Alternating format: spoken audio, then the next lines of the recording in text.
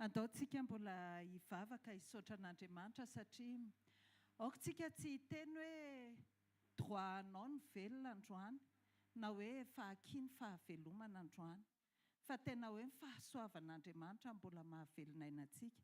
Dia andaontsika hisaotra an'Andriamanitra hitondra ny fohamam-panahintsika eo amin'Andriamanitra mba hanaiky hiasany teny, mba tsy ho zatra fotsiny ianao tonga eto amin'ny fanatrehan'Andriamanitra fa tena hoe handray ho tonga fiainantsika ny tenin'Andriamanitra. Asandrato aka amin'ny vavakao. Ray masina tsara indrindra kainay aminaran'i Jesosy. Misaotra betsaka anao izay Jesosy fa mbola velonainy. Eny Jesosy tsy hoe droanay ny ho velona androany fa tena hoe famindrapo avy aminao. Jesosy manomana fohamam-panahy anay izahay hiatrika n'ity tontolo andro ity Jesosy malala. Mba tena hoe ho vavolombelonao tokoa na iza misy anay.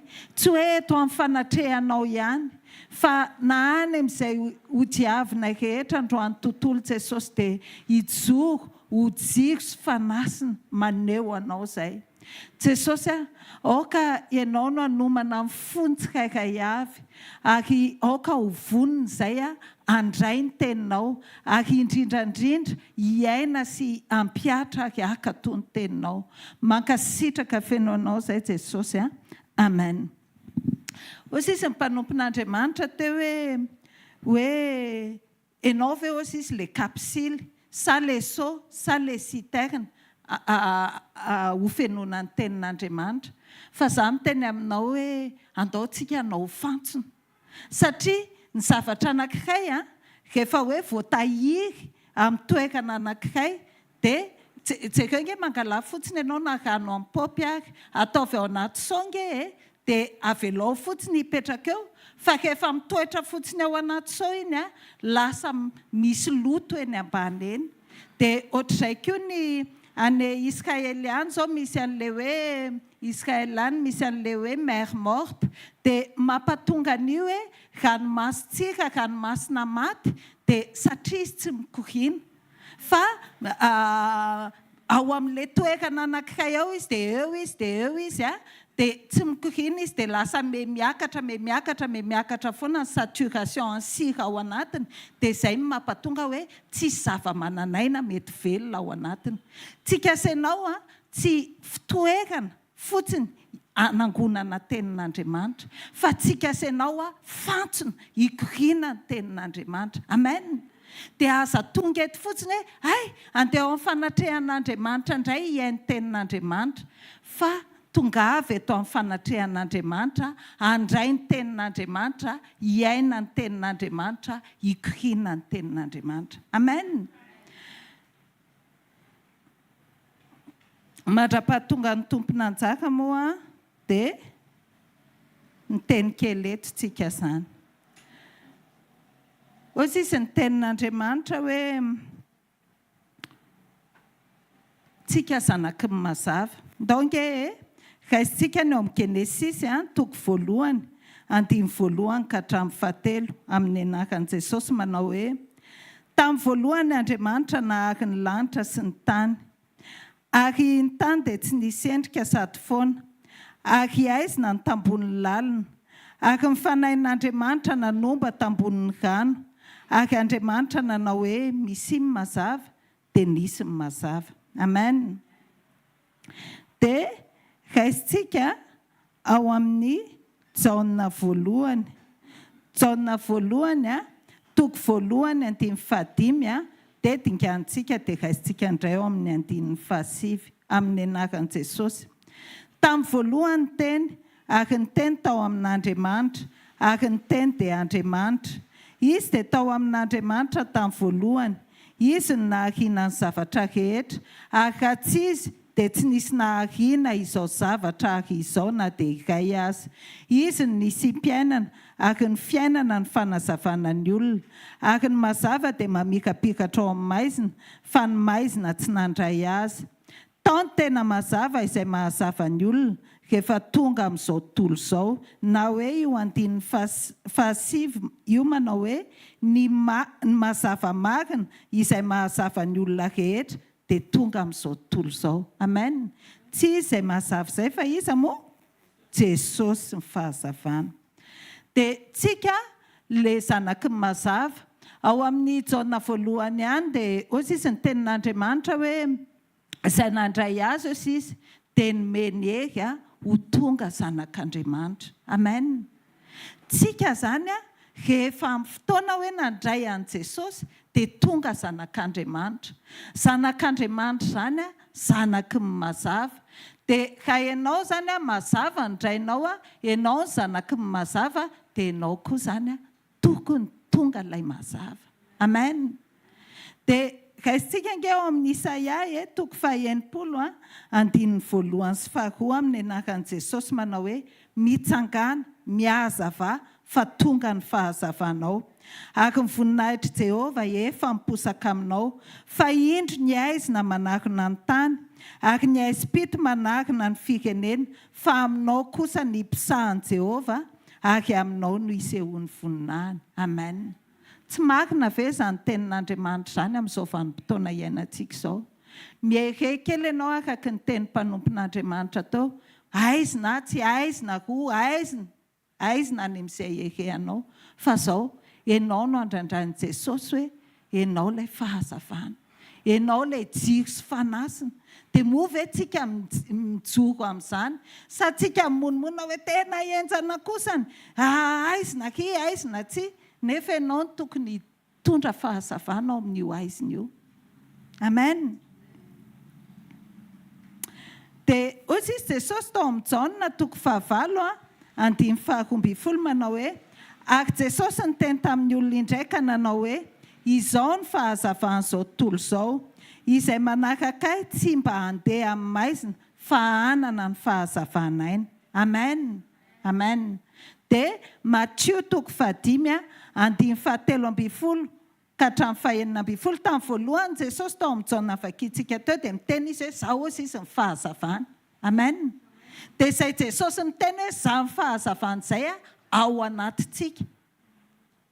Dia ozy izy Jesosy ihany ny teny fa tsy hoe i Paoly ny teny an'ity na Matthieu fa Matthieu fotsiny nanoratra azy ao Matthieu 5:17 ka hatramin'ny 19 manao hoe ianareo ny fanasin'ny tany.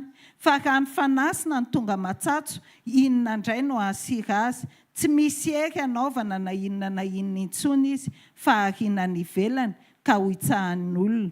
Ianareo ny fahazavana izao tontolo izao, tsy azo afenina izay tanàna miorina eo an-tampon'ny tendrombohitra, ary koa tsy misy olona mandrehitra jiro ka mametraka azy eo ambanin'ny vata famarana, fa apetrany eo amin'ny fanaovan-jiro ka dia mazava amin'izay rehetra ao an-trano izany.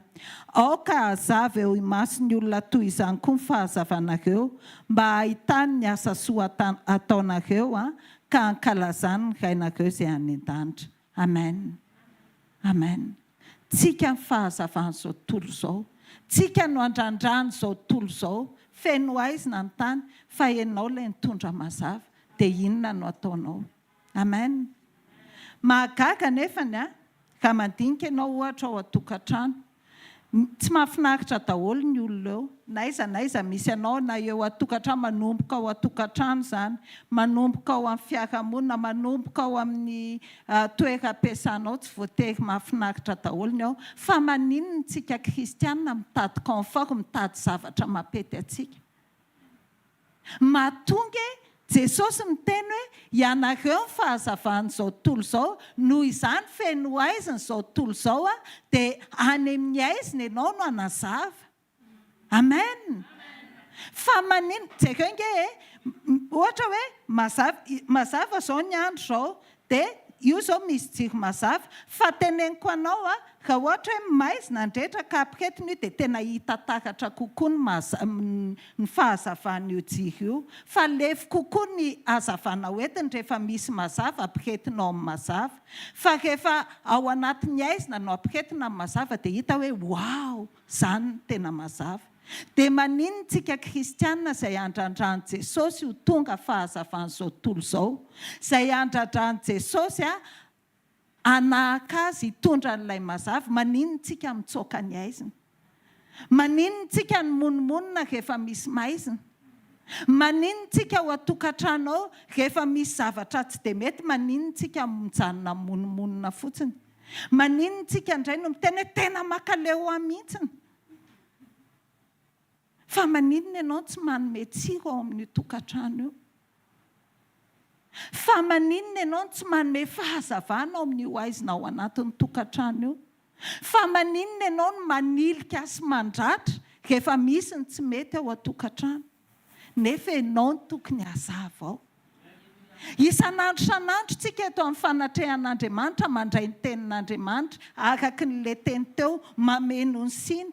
Fa fenonao ny siny ataonao inona ho apetra-potsiny sa ho fantsona hanasitrana ny rehetra satria tadio ny tenin'Andriamanitra ny fanasitranana. Amen. Androany raha tonga eto amin'ny fanatrehan'Andriamanitra ianao handray ny teny, tena mengavy. Aza lany andro fotsiny eto. Aza raisinao ny teny dia avy eo entinao hitsarana ny hafa hoe reny koa tena tsy mahatakatra mihitsy.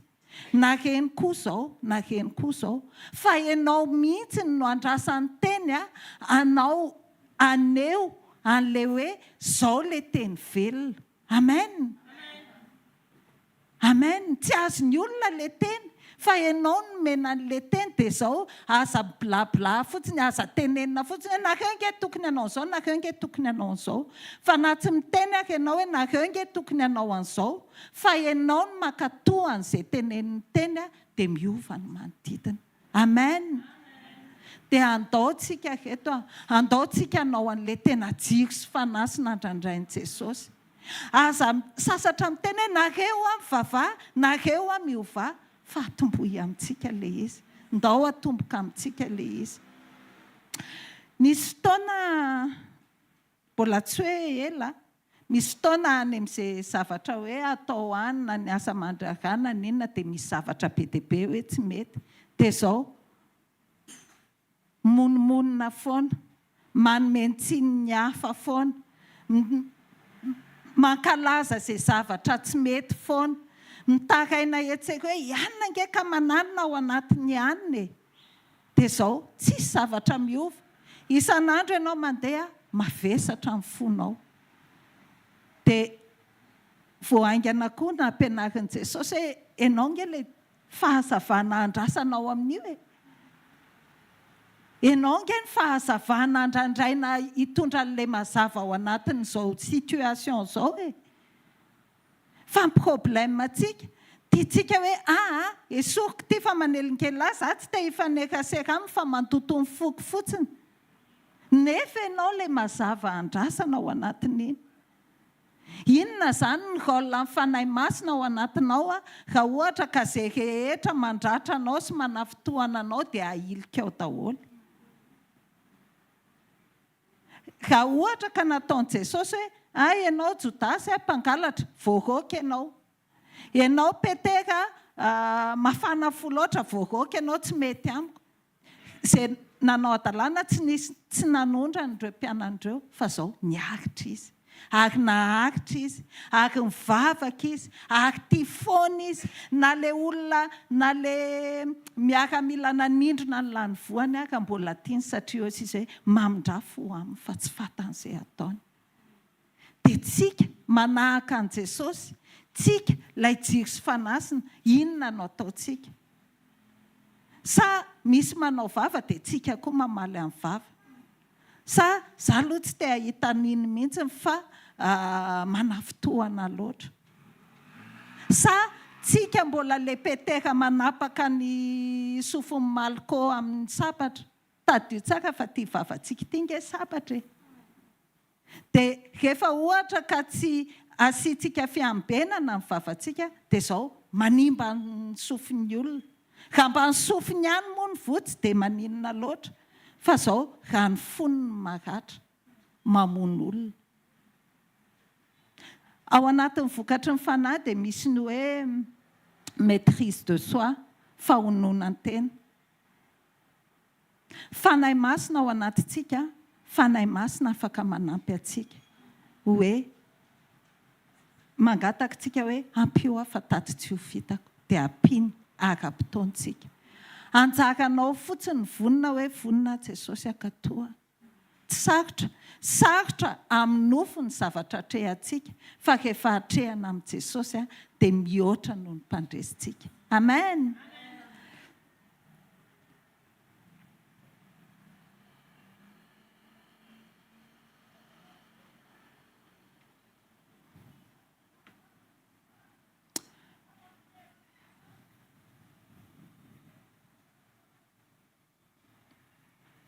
Noho izany zao rehefa misy ny tranga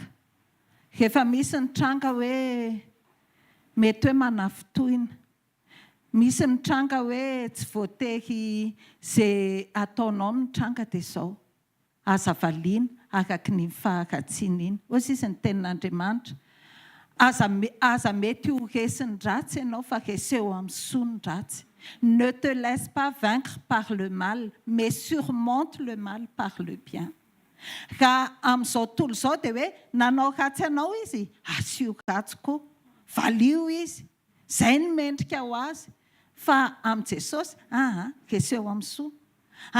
Mandeha ferany amin'ny tsirarany. Tsy maninona ianao na maty antoka fa atao foana ny soa. Marary amin'ny nofo ilay izy fa izao victoire be amin'ny fanahy. Zaho izao nijoro vavolombelona mahakasika an'ilay mpiara-miasa amiko hoe somary nasosotra anahy ilay zavatra nataony dia efa amataonany arahana ny asa dia monomonina foana dia tezitra foana dia mavesatra foana dia vao mahita aza dia io indray. Fa tamin'ny fotoana hoe Jesosy ahoana moa izany hiangatra fa maninona raha atao miralenta ny rehetra amin'izay lalàna mipetraka dia omena ny sahaza na ny mendrika ny azo na ny tsy mendrika ny azo, satria na za koa akankeny izy fotoana tsy mendrika ninonina avy aminao fa no ny famindraponao dia sy ny fahasoavanao dia nomenao ny fahatsaranao ihany. Noho izany mendrika tsy maninona fa mankatohana marary anahy izany dia izao niovy izy, ny fony izy aloha tamin'iny. Fa mandrakity ny androandroany tena hoe niovy izy, niezaka izy. Hitanao tsy ny fitenenanao hoe izao tsy mety mba ataova izao, tsy ny teniteneninao sy ny moraly ataonao sy ny kanota omenao. Tsy izay no mampiova ny olona fa asehoy azy ny fitiavan'i Jesosy. Asehoy azy ny fandeferana, asehoy azy le tena mazava fa izao ho resy lahatra ho azy izy dia hanaraka anao. Tsika nijery sy fanasina, aoka tsika hanome tsiro ao anatin'io tokantrano io, ao amin'ny toeram-piasana, ao amin'ny fiarahamonina, aoka tsika hazava eo amin'izao tontolo izao. Dia izay, rehefa miteny Jesosy hoe mandeferana ny amin'ny tsirariny dia aoka ataontsika. Farany hamaky teny dia hiakatra amin'ny mpanompon'Andriamanitra ao amin'ny Jakoba toko voalohany tsy dia tiako loatra izy ity tamin'izany fa rehefa azoko dia tena tiako be mihitsiny. Jakoba toko voalohany manomboka amin'ny 5 ka hatramin'ny 7 angambany amin'ny anaran'i Jesosy manao hoe ry rahalahiko, ataovy ho fifaliana avokoa raha hiara amin'ny fakapanahy na fizahan-toetra samihafa ianareo, satria fantatrareo fa ny fizahan-toetra ny finoanareo dia mahatonga faharetana. Ary aoka ny faharetana hisy asa tanteraka mba ho tanteraka sy tonga ohatra ianareo ka tsy hisy tsy ampy na inona. Hitanao io zavatra mandalo io mampatonga anao hiteraka an'ilay vokatry ny fanahy sy ny toe-panaraka an'Andriamanitra io. Mampatonga anao hamoaka an'ilay toetra tsara araka an'Andriamanitra io. Raha ohatra ianao ka misafidy hoe ampio a Jesosy, ampio a fanahy masina mba hatanteraka ny sitraponao, dia izao mahatonga ozy izy faharetana. Dia avy eo ilay faharetana iny mampatonga anao hanao asa tsara, mampatonga anao hanantena, dia mampatonga an'izao tontolo izao io. Mifalia ao anatin'ny fizahan-toetra satria tsy hainao rery akory ny miatrika an'io. Ozy izy Davida hoe na mamaky ny lohasaliko ny fahafatesana zaho dia tsy atahotra ny loza fa ianao ny amiko. Jesosy ao anatintsika, fanahy masina manampy antsika, miaraka amintsika, Jesosy eo amintsika. Tsy hirery ianao, ndao tsika hitsangana dia hivavaka.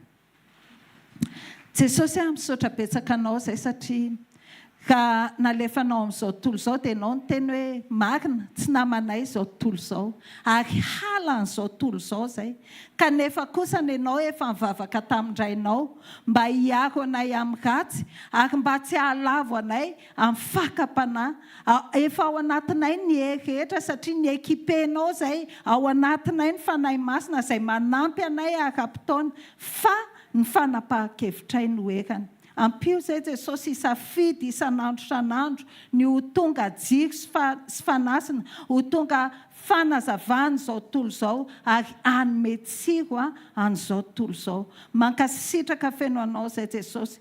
Raha ohatra Jesosy mbola hizaka ny tenin'ny mpanomponao dia ianao no ametraka ny teny ao am-bavany ary ny fonay dia vonona foana hatanatananay ny vavanay handray ny fahatsarana avy aminao ary hatolotray ny tenanay Jesosy mba tena hoe ankatoa ny teninao tsisy fepetra ataonay tsinitsinina ny nofinay Jesosy malala satria ny teninao rery ihany ny manafaka anay ary mitondra anay amin'ny fahamarinana rehetra. Misaotra betsaka Jesosy eo.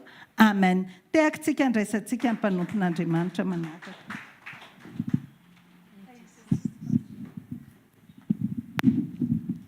Alleluia, mbola toizantsika hatrany mivavaka satsika angataka tena hoe fahafenon'ny fanahy masina satria izy ny tena tompon'izao fotoana izao. Alleluia. Ray masina tsara indrindra mankasitraka anao hatrany izay misaotra ny fitiavanao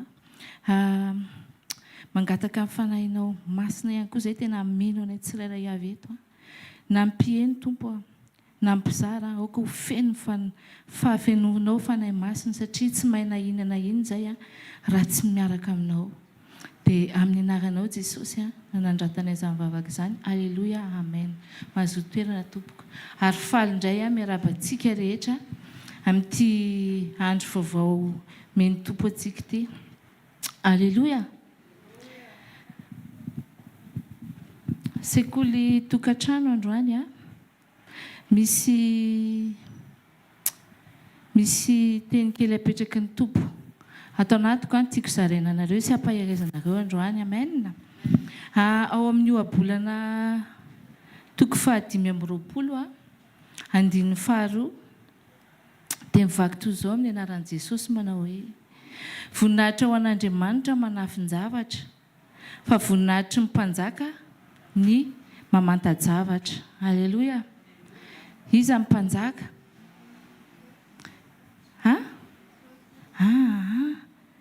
Voninahitr'Andriamanitra ny mamanta-javatra fa voninahitry ny mpanjaka ny mamanta-javatra. Isika senao ilay mpanjaka resahana eto. Amen. Fa Andriamanitra hozy izy dia tena hoe voninahitra ho an'Andriamanitra manafin-javatra. Ilay mpanjaka resahana eto tsy hoe mpanjaka ny rova na mpanjaka n'iza fa mpanjaka isika efa nomen'Andriamanitra baiko hanjaka an'izao zava-boary rehetra izao. Amen.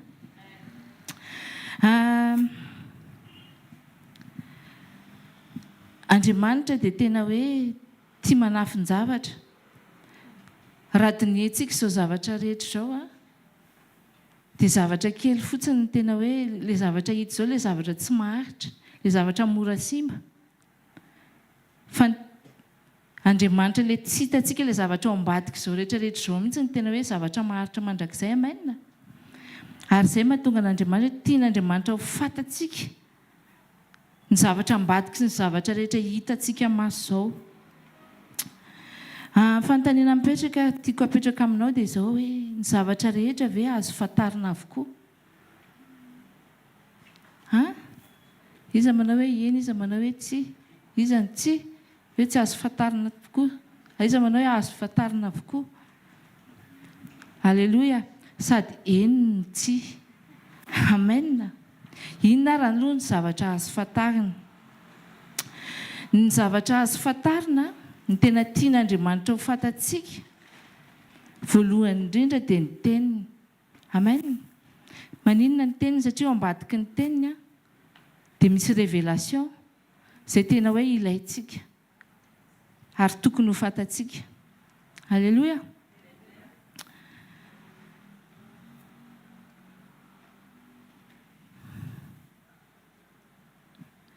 Efa toetra an'Andriamanitra hatramin'izay mihitsy ilay manafy ny zavatra na izy arany hoe tsy hitantsika amen nefa tia ny hofantaritsika izy ny momba anazy rehetra ny fanjakany inona ny sitrapony aleloia inona kosa raha ny ratsy inona kosa ny tokony tsy navelan'ny fantarina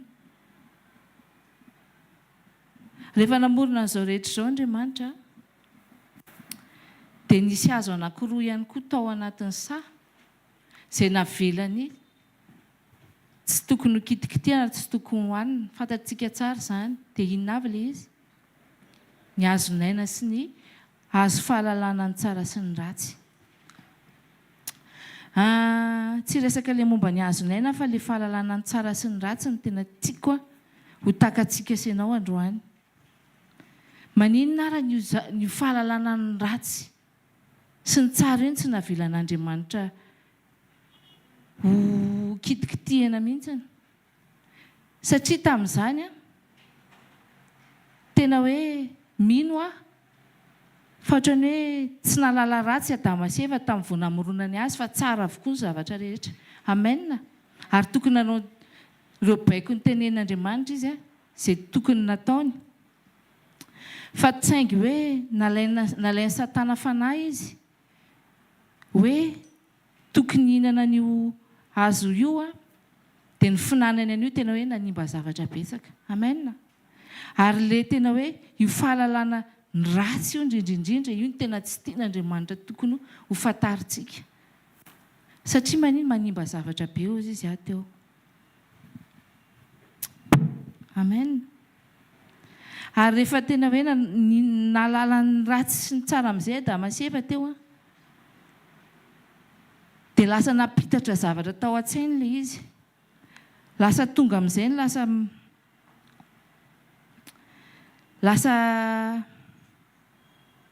lasa nisy tahotra tao anatiny lasa mahita izy hoe mitanjaka lasa mahita zavatra mataka zavatra be dia be izy zany raha tokony ho tsara ihany nefa no fantany amen eny fa ary izany fahafantaran'izany raha tena hoe ny afara tamin'ny fahafatesana inona moa ny idiran'izany resaka izany amin'ny tokantrano izao ny idiran'ilay izy amin'ny tokantrano ny fahafantarana ny ratsy dia manimba ny fiadanana izay nomen'Andriamanitra antsika tadio fa ny tokantrano izay ny foronon'Andriamanitra dia tokantrano tokony hoe isy fiadanana amen dia ilay fiadanana io mihitsy raha vao misy ratsy enitsika matetika dia mikorotana io fiadanana io mety rava mihitsy ary io amen takatsika ilay izy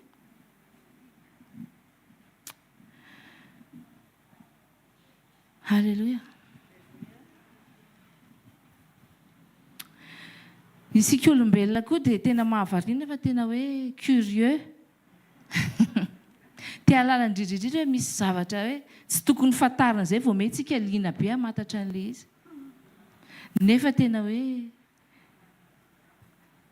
ozy izy ny teny vahiny izay hoe mialatsiny hoe la curiosité ozy izy c'est un vilain défaut tena hoe misy fetraika niny fahafantaranao an'ilay zavatra tsy tokony ho fantatrao iny ary ny devoly fetsy satria fantany faiblesse-tsika olombelona dia tena vao me izy mampafantatra zavatra hoe mamitaka atsika ary izay raha teo moa ny asany inavy ny asany mamitaka ozy izy mandrava ary mamono mihitsy ary inona ny tena vonoany voalohany io tokantranontsika io amen tsy tiany devoly mihitsy zany tokantrano milamina izany raha kitikitika mpanompon'Andriamanitra izy indrindrindrindra any amin'ny tokantrano raha motika ministera izy tsy maintsy ny tokantranony ny pasteur na ny olona rehetra izay tena lolohany ao anatin'ny ministera ao izay ny tena potehany voalohany ary amin'ny alalan'inona amin'ny lainga fafiny amin'ny alalan'inona amin'ny fakapana ratsy rehetra isariany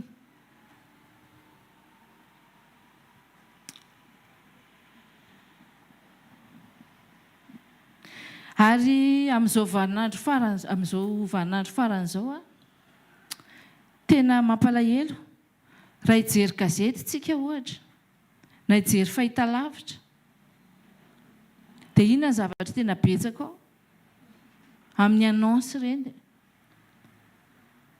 I pretra mody ataony hoe pretra. I pretra ihany na hono dia manampy anao hijery ny hoavinao, manampy anao hikarakara ny tokantranonao, manampy anao misy olana avy eo amin'ny fiainanao.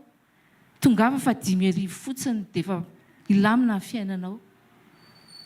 Mamijery gazety indray ianao page anankifiry rehefa be dia be. I voyant, i médium, izy ampiasain'ny satana daholo anie ireny olona ireny reto.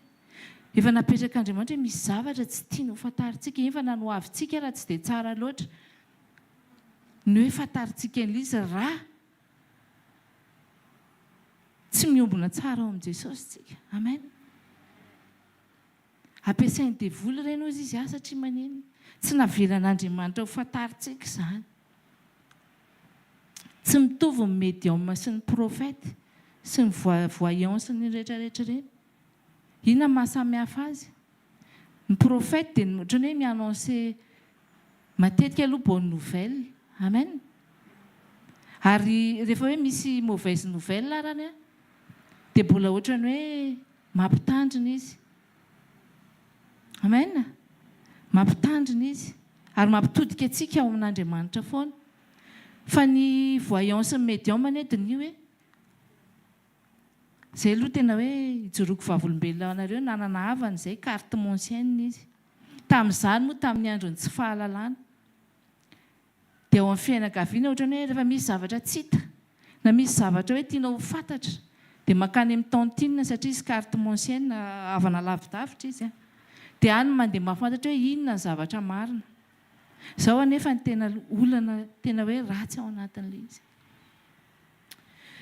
Misy ny zavatra tena hoe marina, misy ny tena hoe betsaka koa ny tsy marina. Fa izay ao anatin'ny sainao izany iny ny zavatra sy teneny hitany eo amin'izay zavatra zareo tsy maintsy hoe mampiasa zavatra.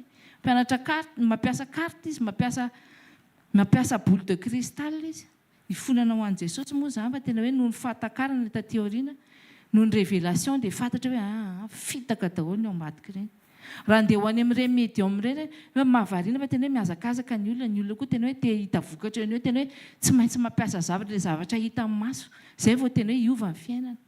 Nefa tena misy zavatra ao ambadika izay tian'Andriamanitra ho takarintsika aloha hoe izay ny fahamarinana. Aleloia. Inona ny zavatra ataondry zareo ambadika ireny?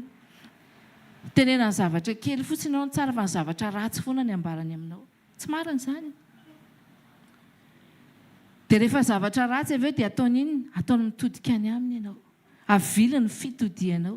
Tsy hifantoka amin'i Jesosy intsony ianao fa hifantoka aminazy hoe ianao dia hisy olana be azo anao.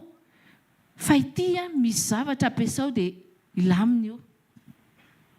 Miteny aminao fa lany voly eo fotsiny ianao. Ratsy foana ny fiafarana iny dia voly mampiasa ny olony ihany koa amin'izao andro faran'izao. Satria izy ny tontolo ara-panahy dia afaka mahita ihany koa ny devoly fa tsy mahavita zavatra tsara izy. Amen. Misy zavatra sitrana mandeha ho any am-pimasitsika ohatra. Misy zavatra sitrana ihany fa iny ny sitrana fa misy zavatra hafa indray tonga solony iny ihany koa. Ary tena hoe lasa fanompo-tsampy. Izay ny tena tanjon'ny devoly ao ambadika ilay izy. Tsy ho amintsika intsony anie izany fa ndao tsika hijoro an'inona. Raha mamaky an'iny tena sosotra mihitsy amin'ny teny eo izy misy olana ianao, misy fahavalo ianao, misy izao. Inona moa tsy efa Andriamanitra latsaka tany mihitsy very zareo? Satria vitany daholo ny zavatra rehetra. Nefa fitaka hozy tandremo fanahinao ny alainy ao ambadika izay. Verina tsika eo amin'ilay tenin'Andriamanitra teo hoe inona ny zavatra tsy tian'Andriamanitra ho fantatsika. Dia ilay fahalalana ny ratsy ozy izy teo inona raha ny antony ozy izy tsika senao. Ny fahalalantsika ny ratsy dia tena hoe manimba ny finoantsika. Izay aloha tena tonga dia hoe mikorotana voalohany. Satria rehefa latsaka ny finoantsika dia manino miditra daholo amin'izay ny fisalasalana, miditra ny tebiteby, miditra ny ahiahy, miditra ny hevi-dratsy ary mety miafara ny fisarahana mihitsy ary. Amen. Ary izay fitanjon'ny satana satria sy mpandrava raha teo.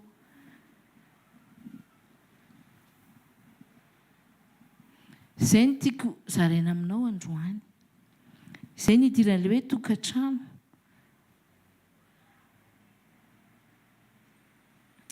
Ao anatin'ny tokantrano izy maka fanahy. Ampidiriny ao ny fampirafesana. Rehefa tena motika tokantrano izay izy. Amen. Dia rehefa anisan'ny zavatra tsy zakantsika ao anatin'ny tokantrano ao dia nino? Fampirafesana izany. Amen. Mino afa izany angambany. Tsy fisiana eo ihany. Mety afaka samy miasa dia mety mahita ny ampitso. Ny ahita izay hohanina androany. Fa ny zavatra tena anisan'ny mafy zakaina ao anatin'ny tokantrano dia ny fampirafesana. Ary ny fahalalanao an'izany dia manimba ilay fiadanana izay ao anatinao nefa tsika tena tokony olon'ny fiadanana. Amen. Ilay fiadanana resaka eto tsy fiadanana ilay hoe ampy ny zavatra rehetrarehetra fa ilay fiadanana ilay paix intérieure. Amen. Io paix intérieure atsika io zava-dehibe loatra io. Io ilay zaren'Andriaman'i Jesosy. Io ny secret Jesosy tetỳ tany. Ninona mitranga. Tsy nanana trano Jesosy tetỳ tany. Tsy nanana hoe vola be izy fa nanana ny zavatra rehetra efa izy. Eny am-pandehanana iny izy dia misy ho azy daholo izay zavatra rehetra ilainy. Amen.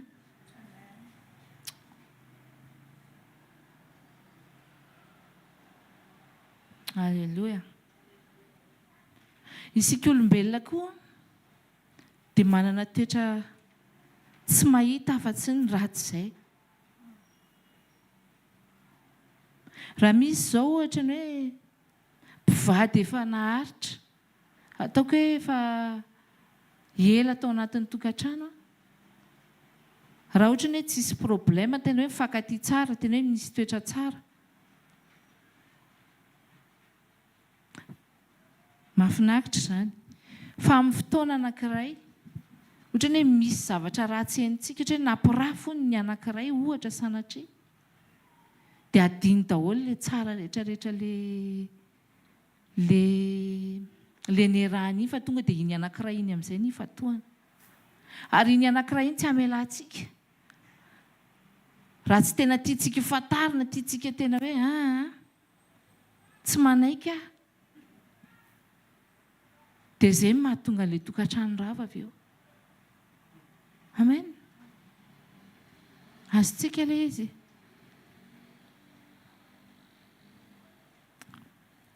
Raha ohatra ka hiditra ao amin'ny tokantrano ianao tena mampahery ianao aza-bola miditra arao raha tsy tena hoe zakanao ilay toetra n'ilay olona miaraka aminao. Ataovy tena hoe ilay bebe kokoa ny toetra tsara hitiavanao anazy. Amen. Aza ny tare izany netretiny hoe satria izy bogosy na izy manja be dia alao za tena tiako iny fa aleoko iny ny vadiko. Tsia, any amin'ny toetra. Amen. Izay ny tena zava-dehibe. Satria rehefa mandeha ny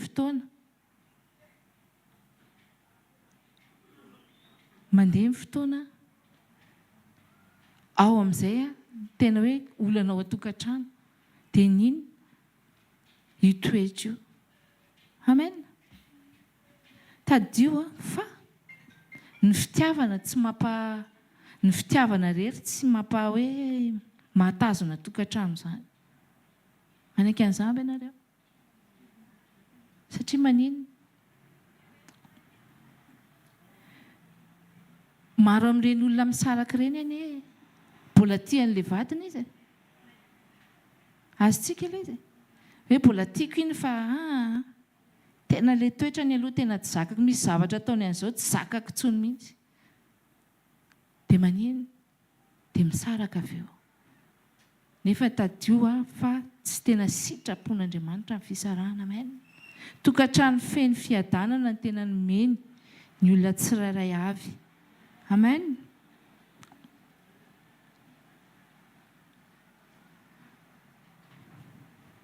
Rehefa misy zavatra fantatritsika izay ratsy dia iny fahafantarana zavatra ratsy iny mampiditra ohatrany hoe maniry antsika ohatrany tia lala bebe kokoa ihany, ohatrany hoe tia metrametraka za kosa aloha tsy manaiky, ohatrany lasa tia malifaty zany ianao sanatria raha ohatrany hoe sendrany hoe voahitsakitsaka. Nefa mampahery anao raha sanatria misy zany. Mivavah mafy. Amen.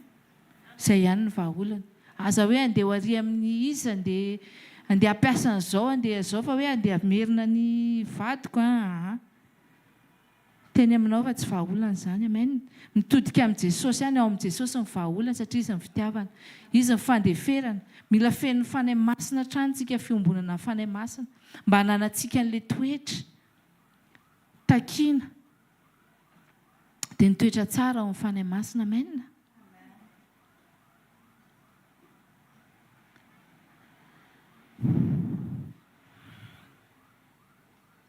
Andriamanitra dia tena hoe izy dia mpamindra fo ary mpamela heloka.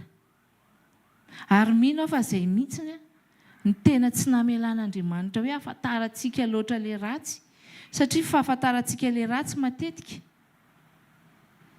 mahatonga ilay mamboly an'ilay toetra tsy mamela heloka ao anatintsika, mamboly an'ilay toetra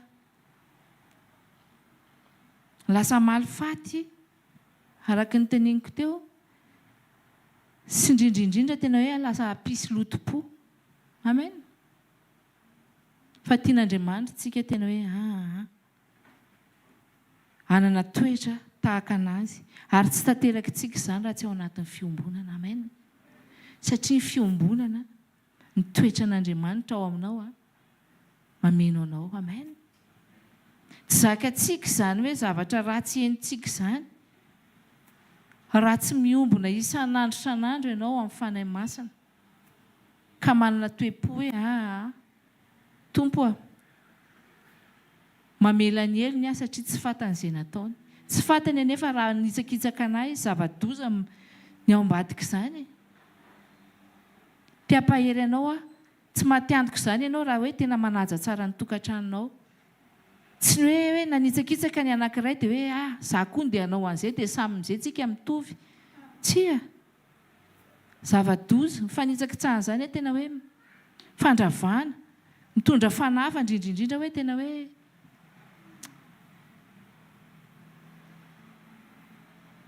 haintsika tsara ty hoe ny rapport tsy teny betsaka fa fantatra rao ny tiako tenenina. Izay zavatra any amin'izay olona rapporté ozy izy ny verbe ao anatin'izany, izay any amin'ny anankiray zany mifindra any amin'ny anankiray, ny any amin'ny anankiray mifindra any amin'ny anankiray. Raha misy ozony fahantrana ilay olona dia mifindra any aminao zany amin'ny fotoana tsy mahatakatra an'izany ianao rehefa tsy mahalala fa tafiditra ao anatin'ny fakapanahy. Dia izay any amin'ny olona rehetrarehetra iny dia mifindra any aminao. Ary sarotsarotra ny alana amin'izay. Mila fonana be amin'Andriamanitra, ary misy tena hoe mila fiverenana be amin'Andriamanitra. Amen. Nefa vita izany rehefa tena hoe miombona amin'i Jesosy tsika. Amen. Alleluia. Tokony olona famelan-keloka foana izao sy anao. Amen. Ary indrindraindrindra olon'ny fitiavana. Tsy voatery hoe handray foana tsika fa tena mizara fitiavana indrindraindrindra. Alleluia.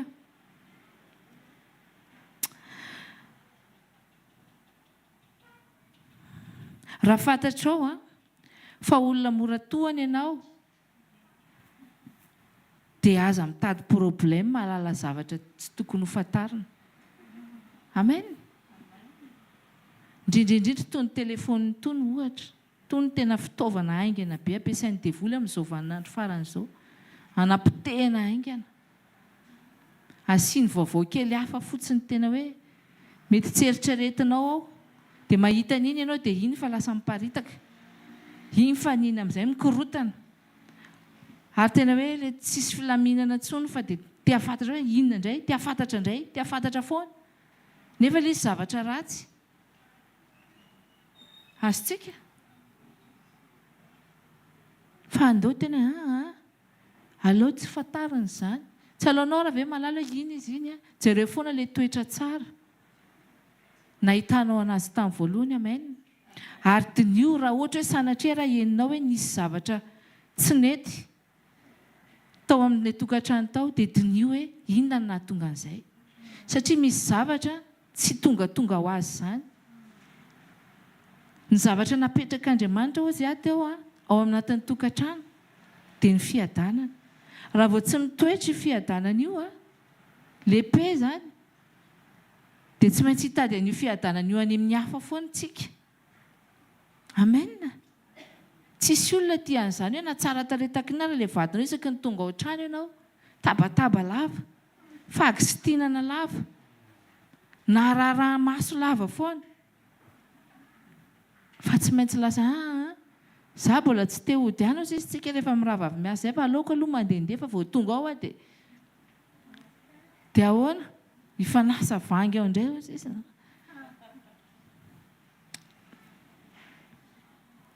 Tonongo fa ho amintsika rehetra ny fiadanana mainina. Ary reny pisy fiampiarabana rehetra ataontsika ireny dia efa mitsodrano antsika rehetra foana nanana amin'ny fiadanana mandrakariva. Aleloia.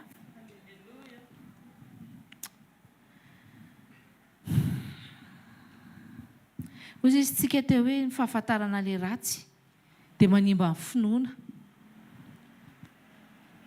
Ary izay ny tsy tian'Andriamanitra tena hoe ahafantarantsika loatra ny ratsy, fa tena hoe alao mahita ny tsara. Amen.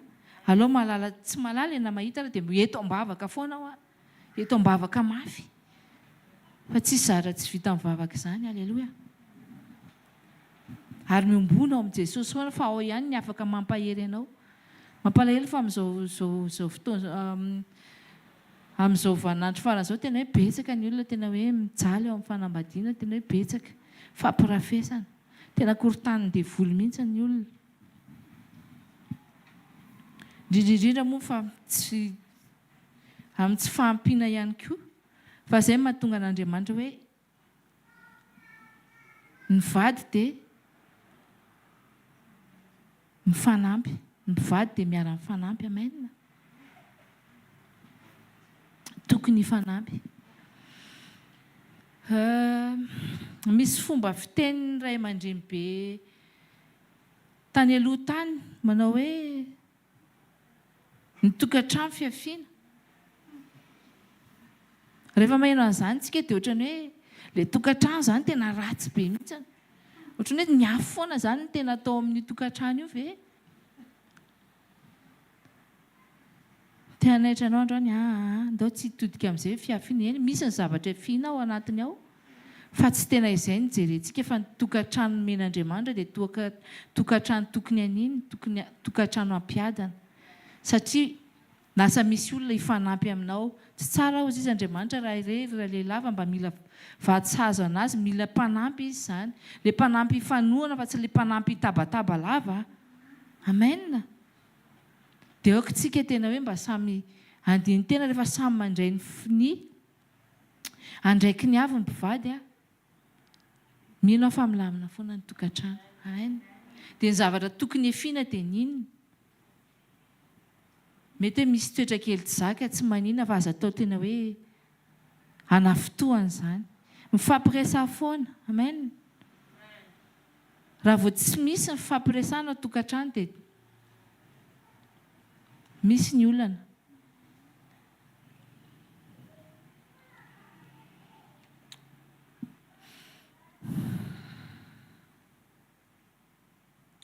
Inona ary ny tokony atao ao anatin'izany? Misy tenin'Andriamanitra ity tiako ampaherezana anao ary izay no tiako tena hoeninao androany. Amen. Ao amin'ny mpitory-teny toko 7.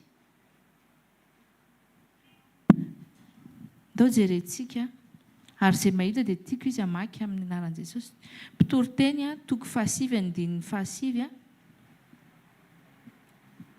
Raha hitanao izany dia tonga dia tiako ianao hamaky an'izany amin'ny anaran'i Jesosy. Hamaky mafy. Mpitory-teny toko 7 andininy 7.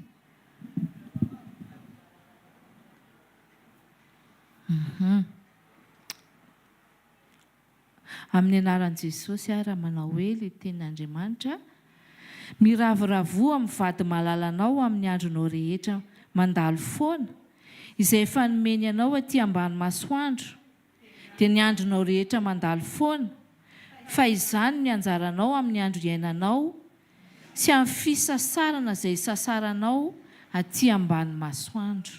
Amen. Io ny teny tiako ampaherezana anao.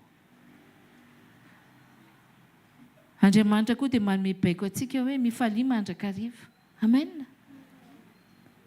Baiko izany tokony ataontsika. Ninona zavatra heninao aza atao mahakasika amin'ny fonao izany. Amen. Fa mifalia dia dava fifaliana foana ambadika izay. Alleloia. Ary eto izy dia miteny te ho sambatra ianao anatin'ny tokantranonao. Tianao hiadana amin'izay ianao. Mifalia amin'ny vady izay efa eo aminao eo. Mety tsisy asa izy. Mety manorosory ianao satria tena hoe tsy mampidi-bola izy ao an-tranao. Na lahy izany na vavy izany. Amin'izao tsy maintsy miasa daholo. Indrindrindrindra fa tsika vehivavy ihany koa. Iny ohabolana 31 iny tena hoe asa. Ny ambadika révélation ambadika iny tena miasa amin'ny vehivavy. Amen. Na ao anatin'ny tokantrano izany na tena hoe na amin'ilay fitediavana raha ny hoe ny asa ilay raharaha izany tiako tena sy ny fitediavana. Amin'ny alina be vao matory ny vehivavy izy amin'ny alina be dia mifoha maraina be indray dia mikarakara ny vady aman-janaka. Dia avy eo izy mbola miasa indray inona ny vitany asa ny tananao dia ndana indray iny varoty. Sady mampidi-bola izany izay mahavady mpanampy antsika. Aza menimeny za foana izany ilay lehilahy ity izany dia ahoana. Tsisy ilavana anazy atao trano ato. Mifalia aminazy rehefa io ny vady. Io ny vadinao. Amen. Ampaherezo izy. Miaraha mivavaka. Rehefa tsy mety izy tereo dia davo fikefika rehetra tsy maintsy mivavaka. Mivavaha eo akaikiny eo aloha. Ampaheno tenin'Andriamanitra izy eo akaikiny eo. Amen. Olana be izany. Satria ataony devoly tena hoe mafotsika tsy mahita atao foana ianakay dia atao ve aloha fa avy eo manenjika koa samy manao ny azy aloha e. Nefa iny tsy fampivavahana iny no tena mampiditra le fakapana. Amen.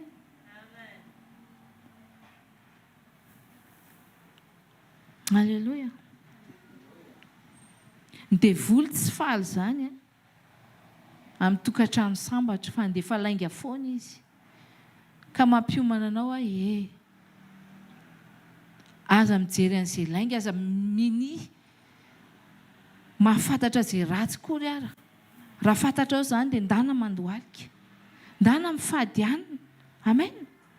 Ary raha ohatra ny hoe ianao indray ny olona tafiditra hoe ianao napiditra problema tao amin'ny tokantrano ka tena hoe nanenina ianao, inona ny tokony atao? Sarotsarotra ny hoe tena hoe miala amin'ilay ratsy fanao izay fitenenana izay. Fa tena mila fifadikanina, mila tena fiombonana mafy kokoa amin'Andriamanitra, amin'i Jesosy.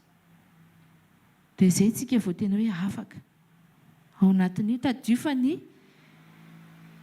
eo amin'ny tokantrano dia tontolo ara-panahy. Amen. Ary izany fampirafesana izany tena hoe ara-panahy izany.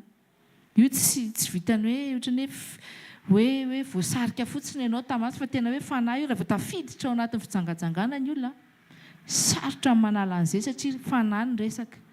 Misy fanahy tafiditra ao ary tena hoe aka-fanahy foana hitady sitina ohatrany hoe te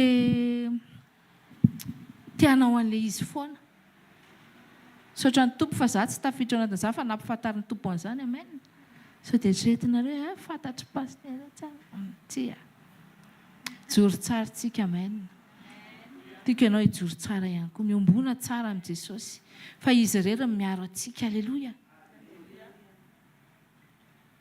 Miaraha mifanahy masina, angatao an-trano foana ny fahafenoana mifanahy masina. Mba hazakatsika izay zavatra rehentsika. Satria izao tsika efa lasa malala ny ratsy sy ny tsara. Fa aza atao ilay ratsy mameno ny fonao fa aloha malala ilay tsara. Amen. Dia hozy izy ny tenin'Andriamanitra teo hoe mifalia amin'ny vadinao.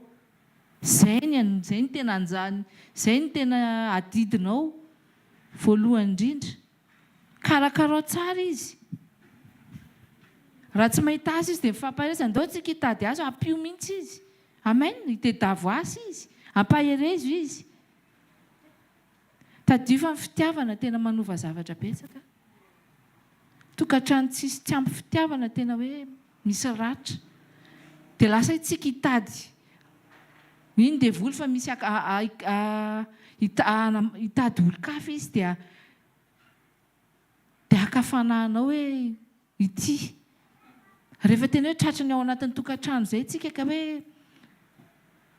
hoe nampirafy ilay anankiray dia hoe za koa izy tsika hoe ohatrany hoe mangataka tao mba me olona koa Jesosy nefa za miteny aminao fa voamery iny sao dia piran'o le vadinao indray inona indray ny problème ao dia iova foana ve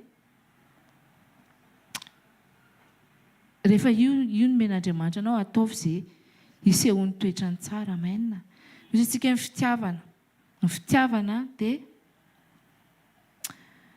afaka mitondra zavatra tsara betsaka eo amin'ny tokantrano ozy izy mpanompon'Andriamanitra teo hoe tsika tsy afaka hanova olona fa ny fitiavany Jesosy ao anatintsika ny ahafahantsika novan'ilay olona amen le fitiavana iny mitondra fahazavana anatsika na misy aizina takin'inona ary tsy faty ny hazavana iny satria le fitiavan'i Jesosy tompo ao anatintsika iny no mampazava antsika aleloia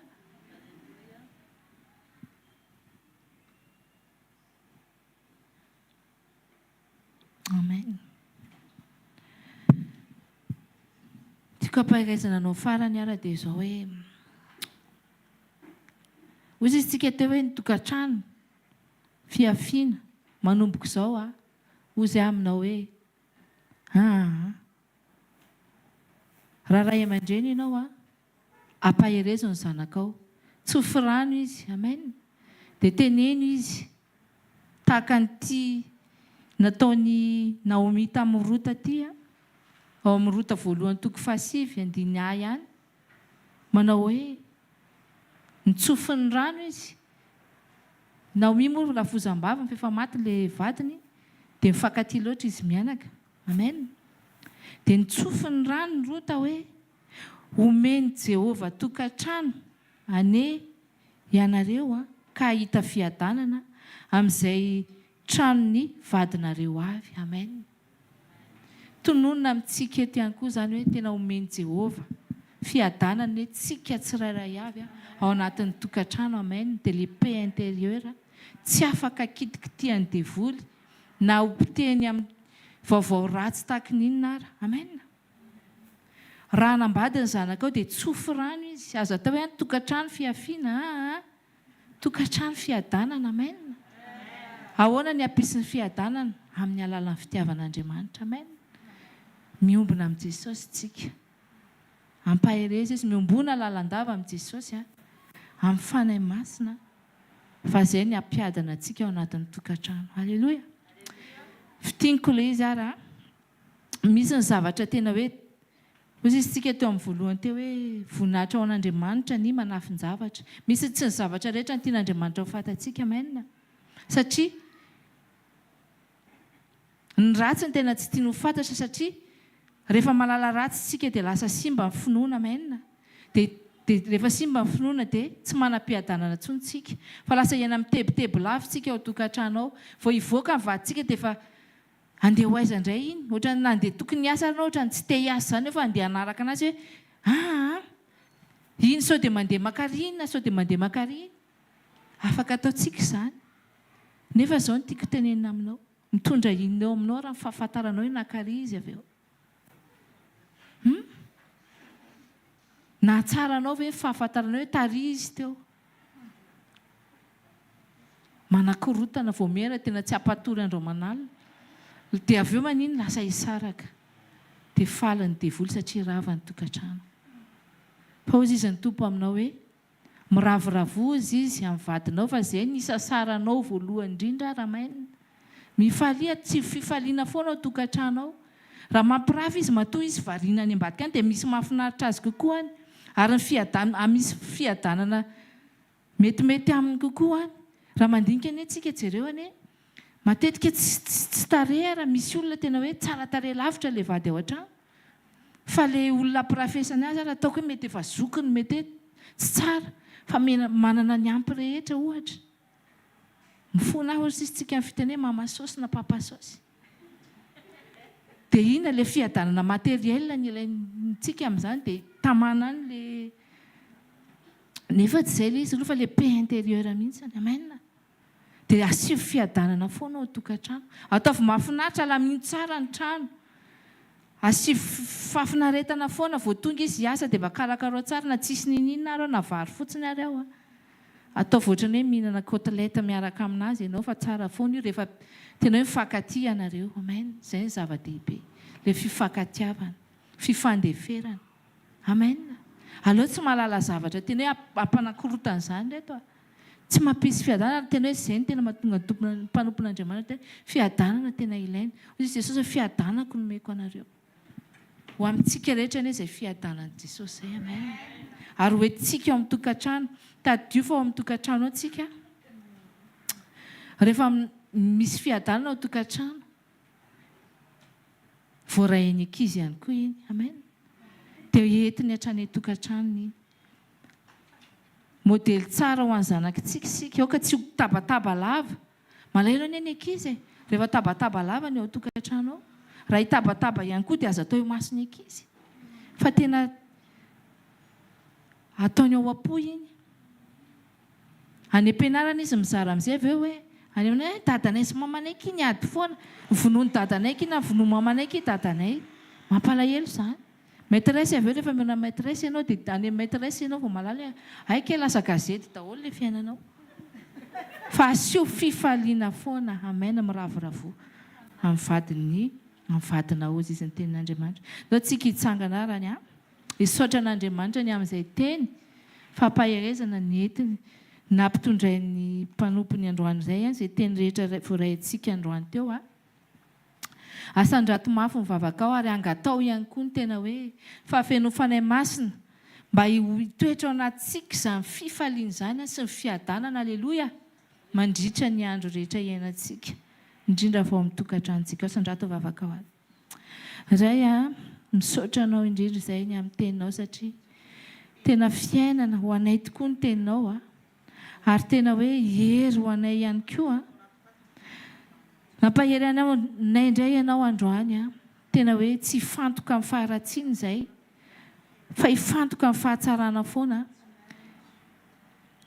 dia tena hoe anam-piadanana amin'ny andro rehetra iainanay misaotra Jesosy satria efa nomenao anay izany fiadanana tena hoe fahasambarana izany izay tsy afaka kitikitihan'ny devoly na ny fomba ahoana na ny fomba ahoana raisinay hatrany izay ampianary izay fa nay masina tena hoe andeha ampitiavana mba aizanay amela heloka mba aizanay tena hoe ampiseho tsara ho modely tsara tahaka anao hoe ety tany ety mba ho feno fifaliana hatrany izay tompo ao anatin'ny tokantranonay ao mba hisy fiadanana na ho an'ny zanakay na ho amin'ny vadinay ny tokantranonay dia mba hiombona aminao lalandava izay Jesosy satria ianao rery ny ilainay amin'izao andro faran'izao dia ho voninahitra rehetra Jesosy dia asandratray ho anao rery ihany satria ianao no mendrika azo an'izany amin'ny anaranao tompo malala Jesosy Kristy malalanay na nandratako izany vavaka izany alleloia amen tahantsika rehetra Andriamanitra.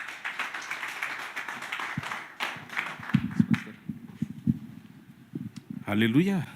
Mahazo toerana vetivety dia hiroso amin'ny fanatitra isika melohan'ny amaranana ny fotoana voninahitra ho an'Andriamanitra matoka fa naheno ny feon'Andriamanitra ianao tao anatin'ny afatra samihafa izay nizaraina teo momba ny tokantrano indrindrindrindra ny tokantrano tsy ho an'ny vehivavy ihany ary tsy ho an'ny lehilahy ihany fa ny lehilahy sy ny vehivavy ny zanaka koa ao anatin'ny tokantrano ary ny tokantrano no isan'ny fototra satria misy FDB ao anatin'ny nanorenan'Andriamanitra ny tokantrano tanainga tany amin'ny adamasi fa raha fitiantsika vetivety ilay zavatra nresana teo raha za aloha ny haingo teo dia zao aloha voalohany hoe manainkeo fenoan'Andriamanitra amin'ny toetrany sy ny fahatsarany amen ary ny faharoa dia hoe miambena mba tsy ho ataon'ny fahavalona sibatra ny tokantrano ary izay tokantrano izay mety hoe efa eo amorotevana nandray amin'ny fianjaranana ny fisarahana dia tononona androany eto fahajorona Andriamanitra indray izany mijoroa miambena amin'ny fiombonana amin'ny tenin'Andriamanitra mivavaka amin'ny toetra tsara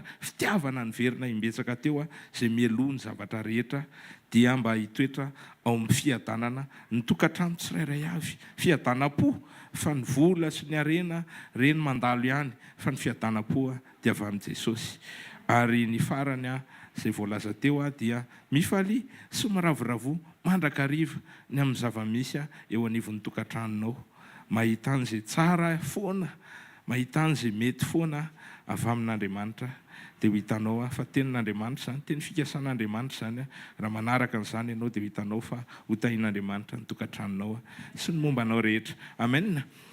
Ny sekoly zay dia efa vita androany teto amin'ny deuxième étage ny super U Analakely apatsivina foana fa mbola mitohy amin'ny herinandro sekoly alatsinainy talata alarobia manomboka amin'ny 7 ka hatramin'ny 8 maraina dia ny alakamisy indray dia misy ny fifadikanana ho an'izay afaka ho an'izany ny fifadikanana samy afaka manao daholo any amin'ny toerana misy azy na any amin'ny toeram-piasana na any amin'ny tokantrano fa misy koa ny toerana zay natokana mba hitokanantsika zany mivavaka mifampizarateny eny amin'ny Shalom Tanimena ho an'izay afaka amin'izany. Ny zoma arifitsika manomboka amin'ny 4 dia misy ny fotoana fiombonana iarahantsika eny amin'ny trano-pokon'olona Analakely ny zoma fanotronana ny asabotsy maraina dia miaraka indray tsika amin'ny valasasany eny amin'ny bypass eny amin'ny centre HVKL amin'ny fotoana io dia misy ny fandraisana ny fanasan'ny tompo akoatra ny teny sy ny fiderana sy ny fiankofana zay rahantsika rehetra eny dia anasana ny tsirairay avy ny alahady dia misy ny cellule sy vonom-bavaka samihafa dia ampirisihana hatrantsika anontany sy anatona nireny pasteur samihafa ireny ho an'izay maniry anatrika n'izany fotoana izany. Raha mijerytsika zany dia feno mihitsy ny herinandro ary mampatsiahy ny teny anankiray amin'ny asan'ny apôstôly toko faharoa dia ny 970 manao hoe ary dia nindray saina amin'ny anaran'i Jesosy ary dia nindray saina isan'andro izy ka nazoty nakeo ankianjan'ny tempoly.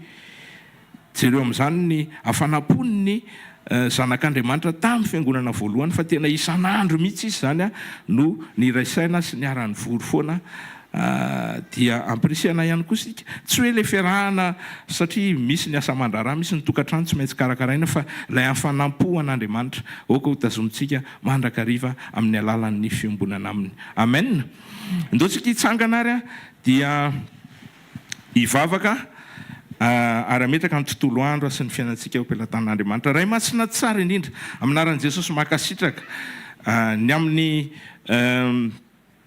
teny zay ndraisina teto androany makasitraka ny amin'ny tokantrano tompo zay ao anatin'ny sitraponao feny tompo ary manana hevi-dehibe eo amin'ny fiarahana aminao tompo malala ny teny rehetra zay voaray teto ane dia hipaka tsara any anatin'ny fony tsirairay avy Jesosy anay zay manatrika eto na zay manaraka avy lavitra amin'ny alalan'ny direkta sy ny video sy ny radio Jesosy dia hiasa ianao any anatin'ny fony tsirairay avy anova anamboatra ary anangana ihany koa ny tokantrano tsirairay avy hiaro ihany koa ny tokantrano tsirairay avy mba ho tanteraka ny tianyteny fikasanao tsara rehetrarehetra ao amin'ny fiainan'ny mpanomponao sy ny zanak'Andriamanitra zay maheno sy mandray an'izany teny zany.